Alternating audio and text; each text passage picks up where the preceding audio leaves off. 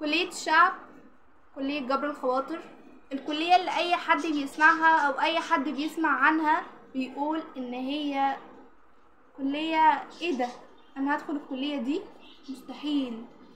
طب ايه هي الكلية دي؟ اكيد زي ما قرأت في العنوان كده، هي باختصار يا باشا كلية الاداب.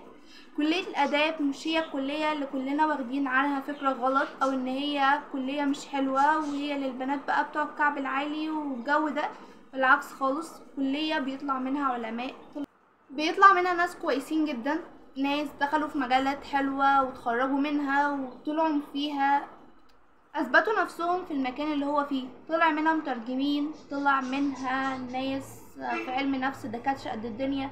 اداب بيطلع منها دكاترة ازاي؟ ايوه، بتطلع منها دكتور نفسي، او بتطلع منها تخصصات تانية حلوة، بتطلع منها مهندس. هي الكلية الوحيدة اللي هتديك الالقاب كلها.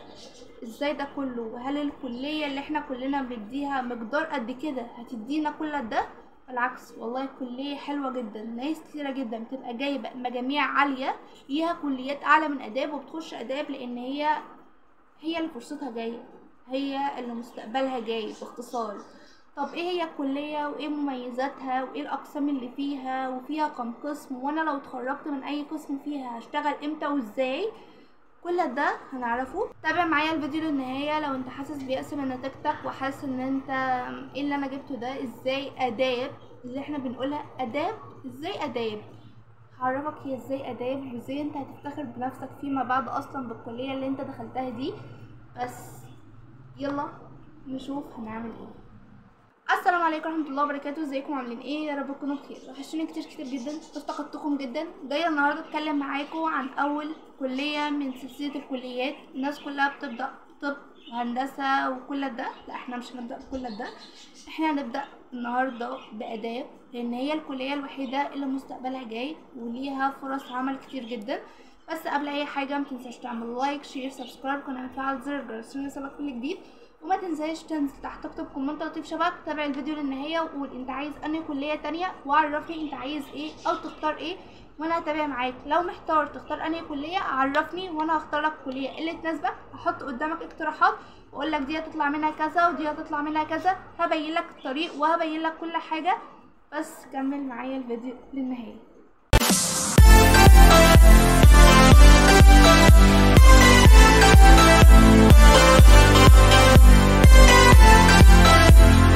يا سيدي، اول حاجه معايا والبدايه كده هنتكلم فيها عن اقسام اداب. اداب فيها كام قسم وهل الاقسام دي كلها بتطلع منها ايه؟ يلا نتكلم وناخد قسم قسم، على الاقل ناخد منهم كذا قسم كده. اول حاجه اداب فيها 17 قسم او اكتر، يكادوا يوصلوا ل20 او ممكن 21 في الحدود دي. اداب فيها 17 قسم بالظبط كده، فيها كل الكليات. كنت عايز ألسن هتلاقيها في اداب، كنت عايز هندسه هتلاقيها في اداب، كنت عايز تبقى دكتور هتلاقيه في اداب، كل ده هتلاقيه في اداب. طب ازاي هلاقي كل ده في اداب؟ فكر كده ثانيه، من اسمها اصلا الناس كلها متحبش تروح اداب. بص، اول حاجه معايا تعالى نتكلم كده عن قسم اللغات. اداب فيها كل اللغات حرفيا، لو كنت عايز ألسن فانت هتلاقي كل ده في اللغات. طب ازاي؟ بص يا سيدي، عندك في اداب اصلا في كل الاقسام. زي ايه؟ عندك عربي، عندك انجليزي، عندك تركي، عندك ايطالي، عندك فرنساوي، عندك لغات شرقية، لغات غربية، عندك كل اللغات حرفيا في اداب. يعني انا هطلع من كل ده هشتغل مدرس بيها او هشتغل مترجم، بتاخد دبلومة مدتها 6 شهور مش اكتر. المدة قليلة جدا بالنسبة للعائد اللي هيدخل عليك منه. انت مجرد ما تاخد الدبلومة دي تبقى مساوي واحد مخلص ألسن، انتوا الاتنين بتساووا بعض. طب هل ده هيفيدني في سوق العمل؟ هنتكلم عن ده، عن سوق العمل باختصار في اخر الفيديو. بس احنا بنتكلم دلوقتي ان انت لو حابب تدرس اي لغة او كان نفسك في ألسن، فانت ممكن تدخل اداب وتحقق حلمك منها، تثبت نفسك، ممكن تكون دكتور جامعة فيها عادي جدا. هتقولي دكتور جامعة؟ ايوه، لو جبت امتيازات هتبقى دكتور جامعة على طول، يعني الدنيا حلوة، تبقى معيد فيها وبعد كده تبقى. طب كان نفسك تكون دكتور وكنت طالب علم علوم؟ عادي جدا، لو دخلت قسم علم نفس في اداب وخدت بعدها دبلومة 6 شهور هتبقى دكتور نفسي. طب ده هيفيدني؟ هيفيدك جدا. طب دخلت قسم عربي وخرجت منه اخدت دبلومة تخاطب 6 شهور، واشتغلت بعد كده دكتور تعديل سلوك، هل ده هيبقى مفيد ليا؟ هيبقى مفيد ليك جدا، لان ده اللي مطلوب حاليا في سوق العمل. طب كان نفسك في هندسة والجو ده، عادي جدا هتدخل قسم مساحات وهتخرج منها هتلبس الخوذة وتنزل الأماكن بتاعة الهندسة والمباني والمعمار وكل ده، عادي هتحقق حلمك طول ما انت في آداب بجد. طب تمام، نيجي للناس اللي كان نفسها في إعلام وكل ده، عادي جدا في قسم اسمه إعلام في آداب ممكن تدخله وتطلع منها إعلامي، هل ده هيفيدني في سوق العمل؟ هنشوفه برضو في النهاية. فاللي انا عايزه اوصله لك ان آداب مش زي ما انت فاكر، مش زي ما الناس بتقول، وزي ما اي حد كل ما يشوفك يقول لك انت في كليه آداب ايه ده، لا خالص، بالعكس ناس كتيره قلق حسان كلنا عارفينها، كلنا عارفين ان هي يوتيوبر، ما هي كانت في آداب ودلوقتي بتتعامل ونزلت تترجم لناس معتمدين وبتتكلم مع ايطاليين، مع انها كانت لغة ايطالية وعادي جدا وحلمها ما ضاعش ولا حاجة، بالعكس هي بنته وبنت مستقبل ليها. اللي انا عايزه اوصله لك ان مهما كانت الكليه قمتك انت اللي بتصنعها بنفسك مش الكليه ابدا. طب تمام، نيجي بقى لسوق العمل والشغل وكل ده. بص يا سيدي، انت اكيد طبعا مش هتتساوى بالطالب اللي متخرج من الكليه الاصليه.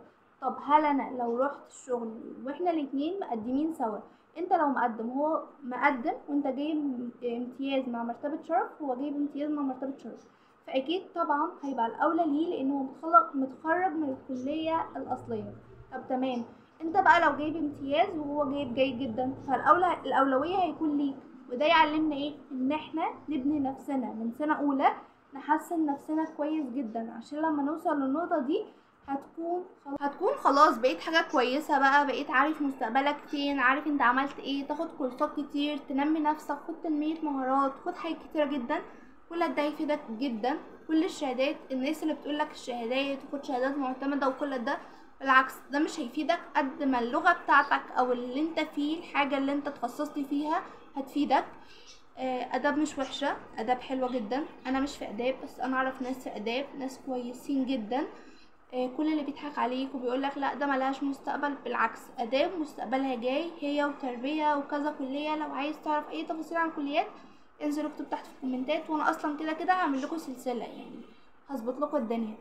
بس شوف اللي انت جايلك وشوف نصيبك وروح، ما تخافش، الكليات كلها حلوه، الكليات كلها قمه، مفيش حاجه اسمها قمه ولا في حاجه اسمها قاع زي ما اتكلمنا. نظام الدراسة فيها مش كتير، هما 4 سنين، لو ظبطت نفسك فيهم وكنت كويس هتطلع من ال4 سنين حلو واخد كل حاجة. صاحبك اللي في طب هيكون لسه في طب وانت خلصت الدبلومة واشتغلت دكتور نفسي او دكتور تخاطب وهو لسه، روق على نفسك كده، الدنيا عادي، الكلية كلها حلوة. اشوفكم على خير في فيديو جديد ان شاء الله. ويلا تحت انزل بسرعه تحت اكتب كومنت لطيف شبهك وقولي عايز ايه الكليه الجايه باذن الله، وانا هتكلم عن الكليات كلها ان شاء الله في السلسله دي علشان نكون على درايه بكل الكليات باذن الله. اقول قولي هذا واستغفر الله لي ولكم، والسلام عليكم ورحمه الله وبركاته.